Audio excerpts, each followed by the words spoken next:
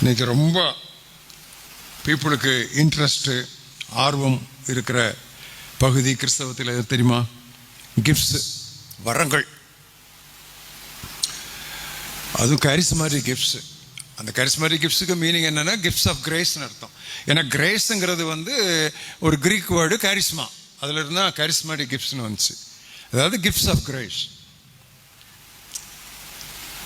அதெல்லாம் கரெக்டு தான், பட் அது எதை எம்ஃபசைஸ் பண்ணுதுன்னு பாருங்கள். அந்த கிஃப்ட்ஸ் ஆஃப் கிரேஸ் எங்கே இருக்குன்னா ரோமர் 12 தான் இருக்குது. வேறு எங்கேயும் வந்து அந்த கிஃப்ட்ஸ் ஆஃப் கிரேஸ்னு வரல. கரிஸ்மாட்டிக் கிஃப்ட்ஸுங்கிறது இந்த ரோமன்ஸ் 12 தான் இருக்குது. 6ஆம் வசனம் நல்லா எடுத்து தெளிவாக பாருங்க. ரோமர் 12:6. Having then gifts differing according to the grace that is given to us. அதான் charismatic gifts. நாம் அவைகளை பயன்படுத்துவோம். Let us use them. If prophecy, let us prophesy. அது ஃபர்ஸ்ட், அது எல்லாரும் விரும்புறது. ஆனால் விடப்பட்டது எது? அடுத்தது என்னது? ஊழியங்கிறது மினிஸ்ட்ரி, அதாவது சர்விங். அது சர்விங், சர்வீஸ். பிறகு அடுத்தது 8ஆம் வசனத்தில் he who gives, கொடுக்கிறவன். இருக்கா? இருக்கா? gives. அதுக்கு கீழே 8ஆம் வசனத்தில் showing mercy இருக்குதா? இரக்கம் இருக்குதா? இருக்கு. அப்போ இதில் 3 காரியம் வருது பாருங்க. ஒன்று வந்து சர்விங், 7ஆம் வசனத்தில் சேவை. அடுத்தது 8ஆம் வசனத்தில் நடுவில் கொடுக்கிறது. 8ஆம் வசனத்தின் முடிவில் மர்சி, இரக்கம். இது நம்ம விட்டுட்டோம்ல. பகட்டு அரங்களில் தானே நம்ம பின்னால் போயிட்டோம். பகட்டு வரும், அட்ராக்ஷன். எனக்கு இந்த வால் போஸ்டர்களை பார்த்தா சில நேரங்களில் எனக்கு வந்து ஸ்டமக் அல்சர் வருது. அதான் ஹைப்பர் அசிடிட்டி. ஏன்னா வரம்பற்ற தேவ ஊழியர்னு போடுவாங்க. எனக்கு ஒரு கொஸ்டின், ஆண்டவருடைய சபையில் வரம் பெறாத ஆளுன்னு யாராவது இருக்காங்களா? Each one is gifted for a function in the body of Christ. அது என்ன வார்த்தை அது? அது பைபிளுக்கு ஒத்துக்கிடாத வார்த்தை. வரம் பெற்ற தேவ ஊழியராம். வரமில்லாத விசுவாசியே கிடையாது. There is no non-gifted believer, sir. To each of us is given. Gifts list எல்லாம் எடுத்து பாருங்க. To each of us, to each of us, to each of us. எங்க விட்டீங்க? ஏன் அந்த பிரைஸை விட்டீங்க? ஏன் இந்த மாதிரிலாம் போடுறீங்க லேபிள்?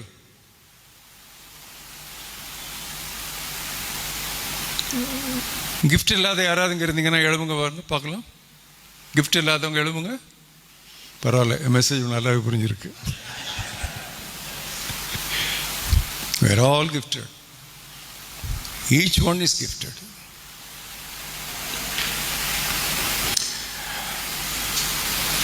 நம்ம ப்ராஃபிட்ஸ்னால் நமக்கு ரொம்ப இஷ்டம், ரொம்ப நல்லது. ஏன்னா கழுதை எங்கே தொலைஞ்சுது, கார் எங்கே தொலைஞ்சுது, மகனுக்கு பொண்ணு எங்கே கிடைக்கும்னு கேட்குறது நல்லது தானே.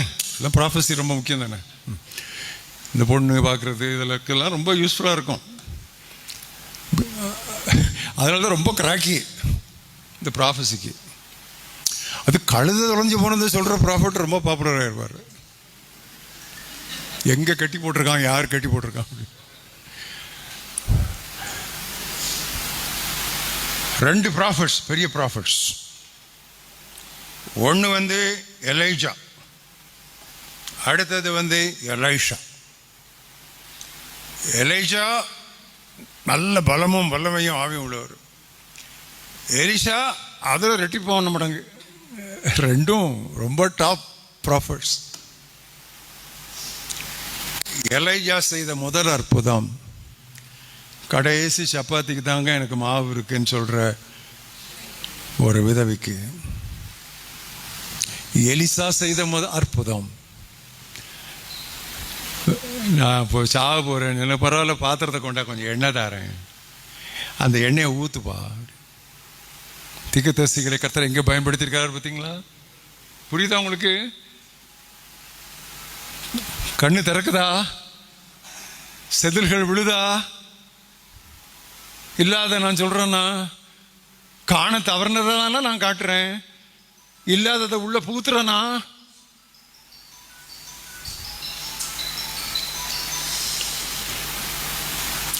எலியாவின் ஆவியும் பலமும் உள்ளவனாய் யார் வந்தது? யோவான் தீர்க்கதரிசி. அவனை குறித்து இயேசு என்ன சொன்னார்? பெண்களிடத்தில் பிறந்தவர்களில், அது எதுக்கு சொன்னார்னு எனக்கு புரியல. யாருமே ஆண்களிடத்தில் பிறக்க மாட்டாங்க. ஆனால் ஆண்டவர் சொன்னார் பெண்களிடத்தில் பிறந்த. ஆண்டரை குற்றம் சொல்லலை, சும்மா அந்த வார்த்தை எனக்கு புரியாதனால சொல்றேன். பெண்களிடத்தில் பிறந்தவர்களில் யோவானை விட பெரிய தீர்க்கதரிசி ஒருவனும் இல்லை.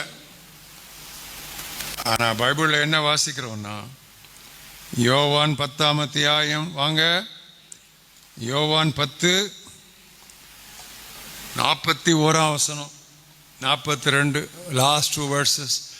அவசர வாசிப்பில் இது நம்ம விட்டுருவோம். நிதான தியானிப்பில் தான் இது நம்ம கண்களுக்கு தென்படும். யோவான் 10:41, 42. அப்பொழுது அநேகர் இயேசுவினிடம் வந்தார்கள். வந்து ஒரு நியூஸ் சொல்றாங்க, யோவான் ஒரு அற்புதமும் அடையாளமும் செய்யல, ஆனா அவன் சொன்னதெல்லாம் கரெக்ட். அதுக்கு என்ன விளைவு? அநேகர் இயேசுவை விசுவாசித்தார். மிரக்கல் இல்லை, ஆனா மெசேஜ் இருந்துச்சு. சரியா? அற்புதம் இல்லை, ஆனா என்ன இருந்துச்சு? செய்தி இருந்தது. Miracle does not save anyone, but message saves anyone, everyone. இன்னைக்கு மிரக்கல் சொல்லி நமக்கு இரட்டை தரித்திரம். மிரக்கலும் போச்சு, மெசேஜும் போச்சு. என்ன பெரிய மிரக்கல் நடந்துக்கு? என்ன பெருசா என்ன நடந்துச்சு? இல்ல பெருசா என்ன மிரக்கல்? நீங்க உங்க லைஃப்ல என்னத்தை பெருசா பார்த்துட்டீங்க? கை இல்லாதவனுக்கு கை வந்ததை பார்த்தீங்களா? கால் இல்லாதவனுக்கு கால் வந்ததை பார்த்தீங்களா? அல்லது அந்த இதில் எக்மோர் ரயில்வே ஸ்டேஷனில் நான் எம்டெக் படிக்க காத்திருந்து உட்கார்ந்துருக்கிறான் ஒரு முடவன். மெட்ராஸுக்கு வராத அகில உலக புகழ்பெற்ற சுகமளிக்கும் பிரசங்கியாரே கிடையாது. ஏன்னா மெட்ராஸுக்கு எல்லாரும் விஜயம் செய்வாங்க. அது மெரினா பீச்சில் இருக்கிற வரைக்கும் எல்லாரும் வந்தாங்க. இப்போ மெரினா பீச்சை விட்டாங்க. எல்லா அகில உலக பிரசங்கிமாரும் மெட்ராஸுக்கு விஜயம் செய்தாங்க. அது மாரி சர்லாவாக இருக்கட்டும், யாராக இருக்கட்டும், எல்லாம் வந்தாங்க. அவன் 40 வருஷமா அந்த அலங்கார வாசலில் அலங்கோலமாக தான் உட்கார்ந்துருக்கிறான். அலங்கார வாசல், அலங்கோல காட்சி, பியூட்டிஃபுல் கேட், ஆஃபுல் சைட். அப்படி எத்தனை பேர் எழுப்பி விட்டாங்க? எல்லாம் ஒன்றும் நடக்கலையே. ஏதோ கொஞ்சம் வயிற்று வலியோ தலைவலியோ அது இது போயிருக்கு. அது பரவாயில்ல, நம்ம அதில் திருப்தி அடைஞ்சிடறோம். அதான் மிரக்கல் கிறிஸ்தைடு. மெசேஜை விட்டமே. யோவான் அற்புதம் செய்யவில்லை, ஆனால் அவனிடம் ஒரு செய்தி இருந்தது. அவன் சொன்னதெல்லாம் உண்மை. அநேகர் இயேசுவிடம் விசுவாசம். எதுக்கப்பா அது எழுதியிருக்கு? இதான்ப்பா நமக்கு இன்னைக்கு பேட்டர்ன். நீ மிரக்கல்னு சொல்ற, அவன் வேளாங்கண்ணிலையும் மிரக்கல்னு சொல்லி தொட்டில் தங்கத்தில் கட்டி விடுறான். அங்கேயும் நடக்கிறதுவும் நடக்கத்தான் செய்யுது. கை போச்சுன்னு சொல்லி கையை தங்கத்தில் கட்டி விடுறான்.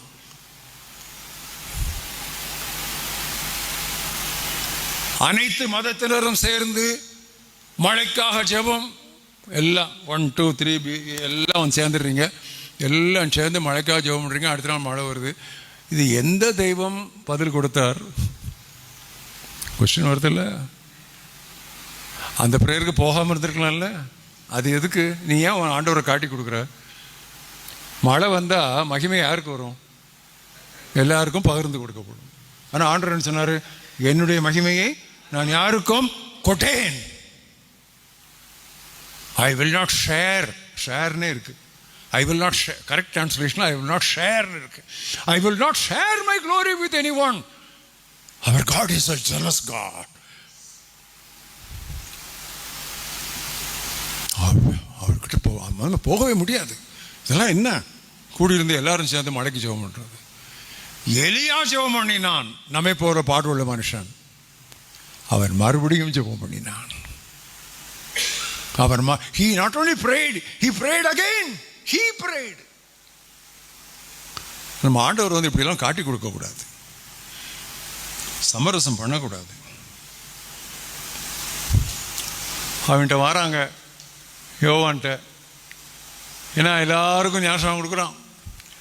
பட் மனம் திரும்புறவங்களுக்குலாம் கொடுத்தான். யாருக்கு? பாவங்களை அறிக்கையிட்டு அவனால் யோர்தானில் ஞானஸ்நானம் பெற்றார். பாவங்களை அறிக்கையிட்டு ஞானஸ்நானம் நல்லா கொடுத்துட்டான் எல்லாருக்கும். பிறகு இந்த கேசட் போட்டுட்டு ரோப்பு போட்டுக்கிட்டு ரோப்பு கட்டிக்கிட்டு ஒரு கூட்டம் வந்துச்சு. அந்த கூட்டத்தை பார்த்த உடனே விரியன் பாம்பு குட்டிகளேன்னா, எப்படித்தான் அவன் தலையை அவ்வளோ நாள் காப்பாற்றினான முதல்ல போயிருக்கணும். அந்த விரியன் பாபு குட்டின்னு சொல்லி நீ வந்து மார்க்க தலைவனை சொல்லி அவன் சும்மா விட்டான உன்னைய. அவ்வளோ நாள் நீ உன் தலையை தக்க வச்சதே பெரிய காரியம்தான். அதே மிரக்கல் தான். ஏரோதியாள் வரைக்கும் போயிருக்க வேண்டிய அவசியம் இல்லை, யோர்தான்லேயே முடிஞ்சிருக்கும். விரியன் பாம்பு குட்டிகளே, நீங்கள் வந்து பாவத்தை அறிக்கையிட்ட மறந்துரும்ப வரல, வரும் கோபத்துக்கு தப்பித்து கொண்டிருக்க வந்தீங்க. நீ மோட்சத்துக்கு போகணுன்னு வரல, நரகத்துக்கு தப்பணும்னு வர்ற. ரெண்டுக்கும் வித்தியாசம் இருக்குல்ல. மோட்சத்துக்கு போகணுன்னு மறந்துருப்பது வேற, நரகத்துக்கு தப்பணும். ஒன்று நெகட்டிவ், அடுத்தது பாசிட்டிவ். நீ வருங்கோபத்துக்கு தப்பித்து கொள்ள தானே நீ வர்ற, மறந்துடும். சரி, என்ன செய்யணும்? மக்கள் வந்து கேட்குறாங்க, என்னதான் செய்யணும்? ரொம்ப சிம்பிள். 2 ஷர்ட் இருக்கா, ஷர்ட் இல்லாதவனுக்கு கொடு. 2 சாரி இருக்கா, சாரி இல்லாதவளுக்கு கொடு. 2 சல்வார் இருக்கா. அமைதியாயிட்டீங்க சிஸ்டர்ஸ் எல்லாம். ஷர்ட்டாக இருக்கட்டும், அது சாரியாக இருக்கட்டும், அது சல்வாராக இருக்கட்டும், அது சப்பராக இருக்கட்டும், போஜனம் உள்ளவனும் அப்படியே எல்லாம் கொடுங்க. இது என்ன உபதேசம் இது? இதான். சரி, போலீஸ்காரன் வரான், நாங்கள் என்ன செய்யணும்? இந்த வழியில் வந்து சும்மா அங்கெங்கேயும் பார்த்துட்டு யாரும் இல்லைன்னு உடனே இப்படியே அடியில் காசு வாங்குறால, அந்த மாதிரி வாங்காத. அதுவும் அதுதான். சோல்ஜர்ஸ் வராங்க, யாரையும் போட்டு சும்மா அடிக்காதடா. அப்போ எல்லாமே அந்த சமூகத்திற்கு ஏற்ற, அநியாயத்திற்கு எதிரான, புண்ணியத்திற்கு ஏதுவான வார்த்தைகள் தான். அவர் என்ன சொல்றாரு? அதுதான் மனம் திரும்புதலுக்கு ஏற்ற கனிகள் அப்படின்னு சொல்லிட்டு சும்மா விட்டாரா? இப்பொழுது கோடரியானது மரங்களின் வேர் அருகே வைக்கப்பட்டிருக்கிறது. இப்போ நம்ம ப்ராப்ளமே என்னன்னா, நம்ம கிளையத்தான் நறுக்கிறோம், கிளையத்தான் விட்டுறோம். பட் யோவான் வந்து என்ன சொல்றாருன்னா, வேரில் வை முதல்ல. அது என்ன வேறு? பொருள் ஆசையே, பண ஆசையே, எல்லாத்தையுமேக்கும் வேறு. அதான் அங்கே வேரில் வைக்கிறாரு. 2 ஷர்ட் இருந்தால் கொடு, 2 சாப்பாடு இருந்தால் கொடு. அவருக்கு அங்கதான் வேறு, அதான் வேறு. அந்த பண ஆசை தான் வேறுடா. அங்க வை, அருவாளை அங்க வை, கோடாரி அங்க வை. நீ அங்கதான் முதல்ல அது வைக்கணும். அங்க வச்சா எல்லாம் சரியாயிரும். ஏன்னா அங்க பண ஆசை தான் எல்லாத்தையுமே வேறு அப்படின்ட்டு. யாராவது பிரசவம் பண்ணுவாங்களா? எனக்கு ஞானஸ்நானத்துக்கு ஆயத்தம் என்னன்னு சொல்லி கேட்டா என்ன? அவனை தனிக்குள்ள இறக்கி விட்டுட்டு நீ விசுவாசிக்கிறியா? ஆமா. மறந்து பேற்றியா? ஆமா. ஏன்னா அவன் இனிமே நீ அதெல்லாம் சொல்லலான்னு நீங்க அவனை உள்ள தண்ணிக்குள்ளே வச்சு பிறகு அது ஏதாவது ஆயிடக்கூடாது. அதனால அவன் எல்லாத்துக்கும் ஆமா. இதான், இவ்வளவுதான் நம்ம ஞானஸ்நானம். அதுவும் டியூட்டடு, கோச்சுடு. அவன் எதை எங்க வைக்கிறான் பார்த்தீங்களா? எங்க கொண்டு வைக்கிறான்? ஒரு நாள் ஜீசஸ் இப்படி போறாரு, ஒரு குட்டையன் மேல மரத்து மேலே ஏறி நிற்கிறான். அவன் பேரு சகேயு, குள்ளன், குட்டையன். அவன் இயேசுவை பார்க்க முன்னால இயேசு அவனை பார்த்துட்டாரு. அவன் இயேசுவை பார்க்கணும்னா இயேசு அவனோட தங்குறேங்கிறாரு. Jack and Jill went up the hill and came down மாதிரி டம்பிளிங் டவுன் ஓடி வர்றான். ஓடி வந்து இவருக்கு முன்னால குடு குடு குடுன்னு ஓடுறான். அங்க போய் வாசல்ல நின்னுக்கிட்டான். வாசல்ல நின்னுக்கிட்டு என்ன சொல்றான்? ஆண்டவரே, பாதியை கொடுத்துட்றேன் ஆண்டவரே, ஏய், அவர் அதான் சொன்னார், உன்ட்ட வீட்டுக்கு வரேன்னு தானே சொன்னார். ஏதாவது சொன்னாரா? பிரசங்கம் பண்ணாரா? உன்ட்ட இன்னைக்கு தங்குறேன்ப்பான்னு சொன்னார். ஏன் அப்படி சொன்னா? நீ ஏன் பாதியை கொடுத்துட்றேன்னா? அது இந்த ஒரு தாடி பிரசங்கியார், வெட்டுக்களி சாப்பிட்றவர், தோலை தான் மேலே சுற்றி இருந்தார். அவர் பிரசங்கம் பண்ணும்போது 2 ஷர்ட் இருந்தால் ஒன்று கொடுத்துருனாரு. நான் போனேன், இதெல்லாம் நமக்கு சரி வராதுன்னு திரும்பிட்டேன். எத்தனை நேரம் போயிட்டு நான் திரும்பினேன். இந்த தண்ணீர் ஞானஸ்நானம் கொடுக்குறவர்கிட்ட தப்பிச்சிட்டேன், இந்த அக்னி ஞானஸ்நானம் கொடுக்குறவர்கிட்ட தப்ப முடியலையே. I dodged the water Baptist. I am not able to dodge the fire Baptist. விழுந்துட்டான்ல, அது ஞாபகம் வந்துருச்சு இல்லை? யோவான் பேசுன ஞாபகம் வந்துருச்சு இல்லை? ஞானஸ்நானம் கொடுக்காமலே ஆண்டவர் அவனுக்கு இன்னைக்கு ரட்சிப்பு வந்துருச்சுட்டாரு. ஏன்னா ரூட்டு கிளியர் ஆயிடுச்சு. ரூட்டு கிளியரானா கதை முடிஞ்சு, அவ்வளோதான். புரியுதா? Are you with me?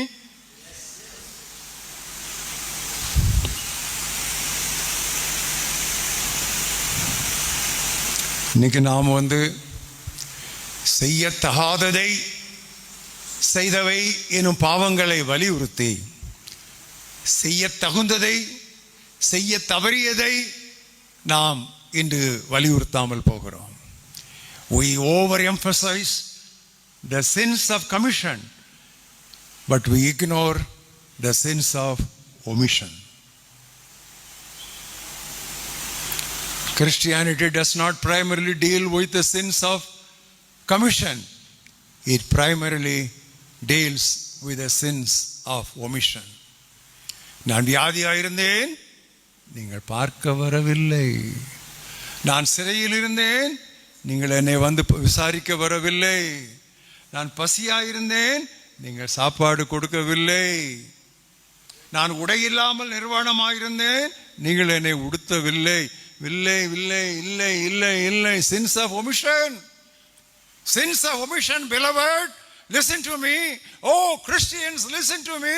Sins of omission will ultimately decide and determine your eternal destiny.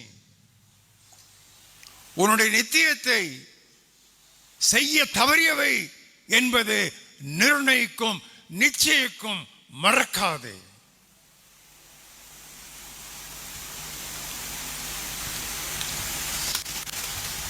நன்மை செய்ய அறிந்திருந்தோம், அதை செய்யாது போனார், அது பாவம். பாவம். சீமோனின் வீட்டிற்கு ஆண்டவர் போகிறார். விருந்து ஆயத்தம். மேசை விரிப்புகளெல்லாம் அழகாக விரிக்கப்பட்டிருக்கின்றன. விருந்தாளிகள் ஒவ்வொருவராய் வருகிறார்கள். இயேசுவும் போகிறார். என்னெல்லாம் அங்கே வச்சிருக்காங்கிறத ஆண்டவர் சொல்லல. நீ என் பாதங்களுக்கு தண்ணீர் ஊற்றவில்லை, என் தலைக்கு நீ எண்ணெய் தரவில்லை, எனக்கு ஒரு கிஸ் கூட நீ கொடுக்க, நீ என்ன செய்யலைங்கிறது தான் அவர் சொல்றாரு. புரியுதா உங்களுக்கு? செய்ய தகாதவை அல்ல, செய்ய தவறியவை. Are you with me? எல்லாம் வாய் தர சொல்லுங்க. செய்ய தகாதவை அல்ல, செய்ய தவறியவை. சொல்லணுமா? கிஸ் கொடுக்கல, ஆயில் கொடுக்கல, வாட்டர் கொடுக்கல, நீ செய்யலப்பா செய்யலப்பா செய்யலப்பா, அவ்வளோ போட்டு நாங்களே ஒரு டின்னர்லாம் அவங்கள கூப்பிட்டுருக்கானே, செய்ய வேண்டிய இதெல்லாம் செய்யலையே. அதானே இப்போ முக்கியம். கடைசியில் அதுதானே உன்னுடைய நித்தியத்தை நிர்ணயிக்கும்.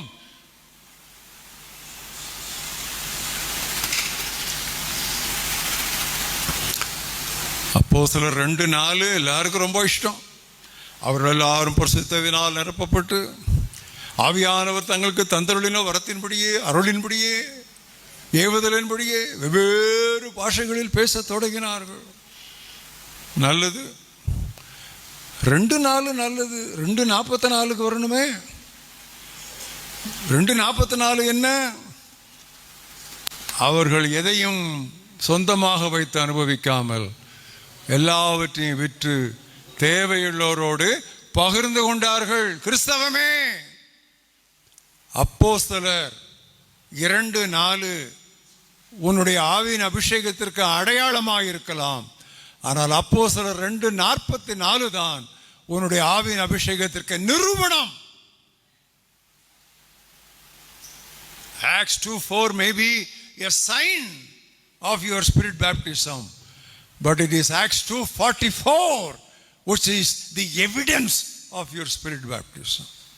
யார் வேணாலும் சேலஞ்ச் பண்ணி பாருங்க. இதெல்லாம் எடிட் பண்ணி போடுவோம் யூடியூப்ல, போட்டோம். யாராவது திறந்த பைபிளோட என்கிட்ட வாங்க, நான் ப்ரூவ் பண்றேன். உன்னுடைய ஸ்பிரிட் பேப்டிசத்துக்கு எவிடன்ஸ் 2:44 தான். 2:4 ஒரு அடையாளம், அவ்வளவுதான். எந்த தியாலஜின்னு வாங்க, நான் பேசுறேன், ரெடியா இருக்கிறேன். நான் திருப்பி நான் பைபிளை பிடிச்சது, எனக்கு புரிஞ்சது இதுதான் திருவசனம். When the early disciples on the day of Pentecost got a glimpse of the heavenly glory, their grip on the earthly gold was loosened.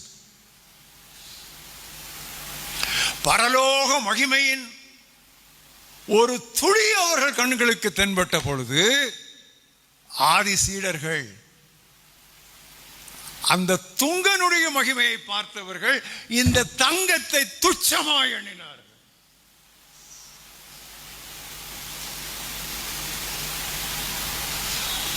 அவங்க அந்த பிடிப்பு தளர்ந்துச்சு. அதை பார்த்துட்டானே. திருப்தி அடைந்தவன் தேன் கூட்டையும் மிதிப்பான். பணம்லாம் அவங்களுக்கு தேன் கூடு. அவங்க எதில் திருப்தி அடைஞ்சிட்டாங்க? பரலோக ஹெவன்லி விசிட்டேஷன். அந்த விசிட்ல திருப்தி போடா, இதை வச்சு என்னடா பண்ண போறேன்? அந்த நம்ம சும்மா போய் பாடுறோம், பரலோகமே என் சொந்தமே. A.W. டோசர்னு ஒரு பெரிய பக்தன் இருந்தார். அவர் என்ன எழுதியிருக்கா தெரியுமா? கிறிஸ்தவங்க போய் சொல்ல மாட்டாங்களாம், போய் பாடத்தான் செய்வாங்களாம். Christian don't speak lies, they only sing lies. சேதன அவர் பெரிய ப்ராஃபட் A.W. டோசர். இந்த ப்ராஃபட்ஸ் தான் அப்படி எழுதுவாங்க, அவர் அப்படி எழுதுவார், ரேவனுக்கு அப்படி எழுதுவாங்க. நம்மெல்லாம் கொஞ்சம் அந்த வகையில் தானே, அதில் தானே வந்திருக்கோம், அதனால் இப்படி தானே இருப்போம். நம்ம வாஸ்து வந்தது அதானே. 74 ஒயரியல் டேரிஸ் தானே வாஸ்துருக்கோம். எழுப்புதல் தாமதிப்பது ஏன்னு சொல்லி வாஸ்தம் இல்லை, மொழி பெயர்த்தம் இல்லை. அந்த மொழி பெயர்ப்பின் போது நம்ம மொழி எவ்வளவு பெயர்ந்தது. எழுப்புதல் தாமதிப்பது டிரான்ஸ்லேட் பண்ணுறதுக்கு நானும் எஸ்ஐகா பிரான்சிஸும் பொன்ராஜ் அண்ணனும் பால் பிரான்சிஸும் பட்ட பாடு இருக்குது. வார்த்தைக்கு வார்த்தை பல்ல உடைக்கும் அந்த வார்த்தைகள். இன்னைக்கும் அந்த புத்தகத்துக்கு நிகர் கிடையாது. எத்தனையோ தேவபக்தர்கள் சொல்லுவது, எங்கள் வாழ்க்கையை மாற்றியது எழுப்புதல் தாமதிப்பது ஏன் என்ற அந்த புத்தகம். அந்த புத்தகம் முதலாவது என் கையிலே 1974 73வது ஆண்டு என் கையிலே கிடைத்தது. அதற்கு முன்னால் அந்த கட்டுரைகளை நான் மாணவனாக இருக்கும் பொழுது வருகையின் தூதன் ஹெரால்ட் ஆஃப் ஹிஸ் கமிங் என்கிற பத்திரிகைகளை நான் வாசித்தேன். இப்படியும் எழுத முடியுமா என்ற ஒரு கேள்வி என்னை அரித்து கொண்டே இருந்தது. 73வது ஆண்டு நான் சிஎம்சியில் வேலை பார்த்து கொண்டு இருக்கும் பொழுது எப்படியோ ஒரு பழைய பிரதி என் கையிலே கிடைத்தது. வாசித்தேன். வாங்க முடியுமா என்று பார்த்தேன். அன்றைய விலையே அது 350 ரூபாய். ஏனென்றால் அது ஆங்கிலேய பதிப்பு, இங்கிலாந்து பதிப்பு. உடனே ஒரு ஏரோகிராம் எழுதி கையால் ஒரு கடிதம் எழுதினேன் அதன் ஆசிரியர் லெனார்ட் ரேவன்ஹில் அவர்களுக்கு. இதை எங்களுக்கு மொழியாக்கம் பண்ண அனுமதி கொடுங்கள் என்று. ஒரு கவரில் கூட வாங்கி வைக்கிற அளவுக்கு எங்களுக்கு வசதி இல்லை. ஏரோகிராம் இன்லைன் லெட்டர் மாதிரி தான் இருக்கும், அதில் தான் நான் எழுதினேன். அவர் எழுதின பதில் இன்னும் அந்த எழுப்புதல் தாமதிப்பு புத்தகத்தில் முதல் பக்கத்தில் உண்டு. எந்த மொழியிலும் நீங்கள் மொழியாக்கம் செய்யுங்கள், ராஜ்யம் பரவட்டும் என்று சொல்லி அவர் எழுதினார். இன்னைக்கு எத்தனை மொழியாக்கம் அதில் நடந்திருக்குது. இந்தியாவில் மட்டும் இந்த எழுப்புதல் தாமதிப்பது ஏன் என்கிற புத்தகம் ஆயிரங்கள் போய்விட்டது. எப்படி? ஒரு வாலிபன் அதை வாசித்தான், அவன் அதில் பிடிபட்டான். அவ்வளோதான், அவன் பிடிபட்டான், எல்லாம் நடந்துச்சு. இன்னைக்கெல்லாம் புத்தகங்களை வைக்கிறோம், ஏன்னா வியாபாரமா இல்லை, இதிலெல்லாம் வந்து எழுப்புதல் விதைகள் வித்துக்கள் உண்டு. தரமான புத்தகங்களை வாங்கி வாசியுங்கள். ஹீலிங் மேகசின் வந்து ஒரு மேகசின் ஹீலிங் மேகசின் வாசித்தீங்கன்னா மிஷினரி மேகசின் 10 வாசிக்கணும். மற்றபடி ஹீலிங் மேகசின் வாசித்த பிறகு உங்களுக்கு வியாதி வரும். நிறைய ஹீலிங் மேகசின் வாசித்தீங்கன்னா வியாதி நிறைய வரும். மிஷினரி மேகசின் வாசிங்க, வியாதி போகும். பிதற்றுகிறேன் நினைக்கிறீங்களா? பிதற்றலை, இருதய பாரத்தை நான் கொட்டி கொண்டிருக்கிறேன். யாரும் எனக்கு மார்க்கெல்லாம் போட வேண்டாம், நிறைய வாங்கிட்டேன் ஏற்கனவே, போதும் எனக்கு. பட் இது செய்தி கொடுக்கிற வேலை, செய்தியை பெற்றுக்கொள்ளுகிற வேலை. இந்த கூட்டம் மாறலன்னா எந்த கூட்டம் மாறும்? இன்னொரு கேள்வி, இப்படை தோற்றின் எப்படை வெல்லும்? ஊரிஸ் ஊரிஸ், இப்படை தோற்றின் எப்படை வெல்லும்? நான் கொடுப்பது செய்தி அல்ல, நான் வீசுவது சவால். இது இன்று நேற்று என்னுடைய பழக்கம் அல்ல. 71ஆம் ஆண்டிலிருந்து நான் வீசிக்கொண்டே இருக்கிறேன். அதன் கனிகளை உலகம் எங்கும் பார்க்கலாம். இது வரட்டு வார்த்தைகள் அல்ல, இது விரட்டி இழுக்கும் வார்த்தைகள்.